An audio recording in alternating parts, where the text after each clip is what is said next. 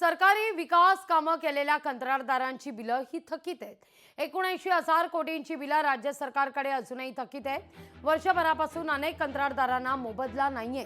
उद्या सर्व कंत्राटदारांची ऑनलाईन बैठक होणार आहे।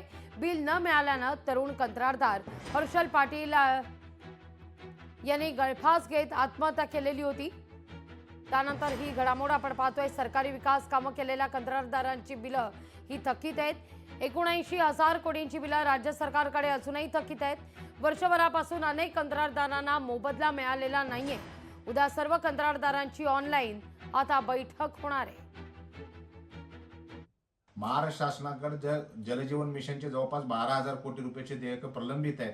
या संदर्भात आमचे कंत्राटदार बंधू हर्षल पाटील यांनी काल सांगलीमध्ये दुर्दैवाने आत्महत्या केलेली आहे। आत्ताच आम्ही महाराष्ट्र शासनाचे मंत्री गुलाबराव पाटील साहेब यांचं निवेदन ऐकलं।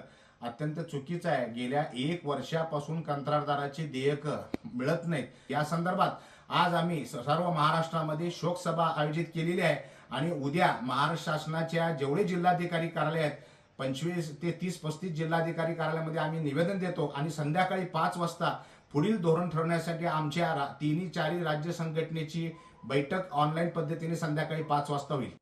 कोणत्या विभागाची किती थकबाकी आहे नसं टाकूया आपण। सार्वजनिक बांधकाम विभाग 38,000 कोटी, ग्रामविकास विभाग 6,500 कोटी, जलसंधारण जलसंपदा 12,000 कोटी, नगर विकास लेखा शीर्षकाचे विशेष निधीचे 4,500 कोटी।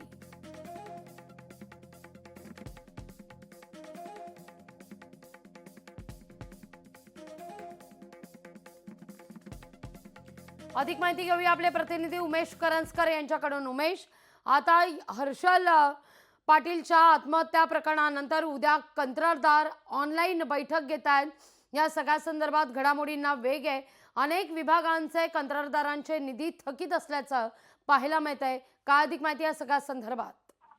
नक्कीच लागली। गेल्या वर्षभरापासून हे कंत्राटदार त्यांनी जे सरकार केले ते आपल्याला त्यांचा मोबदला मिळावा यासाठी जिल्हाधिकारी कार्यालय असतील, मंत्रालय असतील याची सातत्याने उंबरठे झिजवताना दिसत, मात्र त्यांना कुठेही यश मिळत नाहीये। त्यांचे पैसा जो आहे तो त्यांना मिळत नाहीये। आणि काल जर आपण पाहिलं तर काल अत्यंत दुर्दैवी घटना सांगलीमध्ये घडली। हर्षल जो तरुण कंत्राटदार होता हर्षल पाटील यांनी जवळपास त्याचे 1,40,00,000 रुपये जे ते शासनाकडे प्रलंबित होते ते मिळाले नसल्यामुळे त्यांनी आत्महत्या केली। आणि त्यानंतर आता संपूर्ण जे कंत्राटदार आहेत राज्यभरात शासनाची कामं करणारे यांच्यामध्ये एक रोष आहे आणि उद्या जिल्हाधिकाऱ्यांना भेटून ते सगळ्या जिल्हाधिकाऱ्यांना पत्र देणार आहेत आणि जी कामं त्यांनी केली त्याबाबत ते सगळे आपले जे देणे आहे ते लवकरात लवकर राज्य सरकारने द्यावं यासाठी निवेदन देणार आहेत। आणि जर यानंतरही जर राज्य सरकार जागं झालं नाही तर उग्र आंदोलन राज्य करण्याचा इशारा या सर्व कंत्राटदारांनी दिलेला आहे।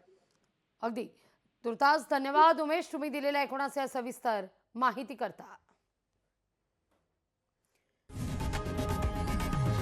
लोकशाही मराठी ऐका, पहा, जागरूक रहा।